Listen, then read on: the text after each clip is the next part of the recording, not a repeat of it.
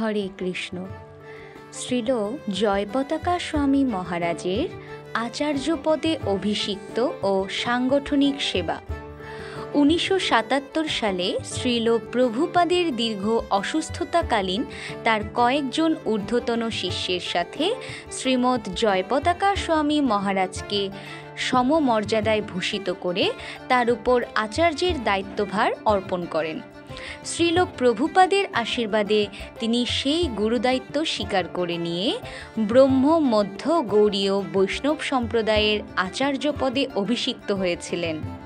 বর্তমানে সারা পৃথিবী জুড়ে তার শিষ্যসমূহ নিত্য ক্রমবর্ধমান হয়ে চলেছে এবং শিষ্য সমাজে তিনি নিরঙ্কুশভাবে জনপ্রিয় ও পরম শ্রদ্ধাভাজন।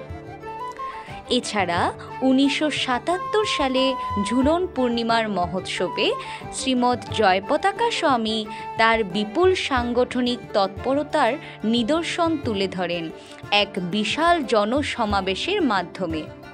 তখন শ্রী মায়াপুর চন্দ্রোদয় মন্দিরের দ্রুত বিকাশে ঈর্ষান্বিত কিছু ধর্মবিদ্বেষী আসরিক মনোভাবাপন্ন মানুষদের অত্যাচার এবং সেই সম্পর্কিত যাবতীয় তথ্যাদি সম্পূর্ণরূপে বিকৃতভাবে প্রচারের প্রতিবাদে তিনি বঙ্গভূমির বৈষ্ণব সমাজকে ওই জনসমাবেশের মধ্য দিয়ে ঐক্যবদ্ধ করে তুলতে সক্ষম হয়েছিলেন।